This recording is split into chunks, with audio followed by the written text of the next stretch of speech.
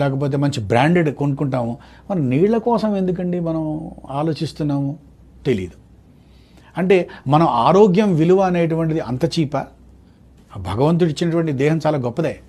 So కాబట్టి మీరు అన్నారు కాబట్టి నేను ఒక విషయం చెప్తాను. మీకు కావాలంటే మన దగ్గర నీరు, మున్సిపల్ నీళ్లు, మనం ప్యాకేజ్ డ్రింకింగ్ వాటర్, తర్వాత రీస్ట్రక్చర్డ్ అయనైజ్డ్ వాటర్. నేను వాడుతున్నటువంటి రీస్ట్రక్చర్డ్ అయనైజ్డ్ వాటర్ గురించి నేను చెప్పగలను. కంగన్ ఎనర్జిక్ అయనైజ్డ్ వాటర్ అని వాడుతున్నామండి. అది బాగుంటుందని, ఎందుకంటే నేను ఒక వినియోగదారుడిగా నేను చెప్తున్నాను.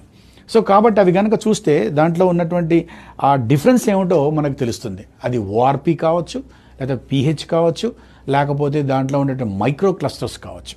థ్యాంక్ యూ సో మచ్ రాజు గారు. సో చూసారు కదా అండి, రీస్ట్రక్చర్డ్ అయనైజ్డ్ వాటర్ గురించి ఇవాళ తెలుసుకున్నాము. సో మరిన్ని విశేషాలు అప్కమింగ్ ఎపిసోడ్స్లో తెలుసుకుందాం. Until then stay tune to NTV Health.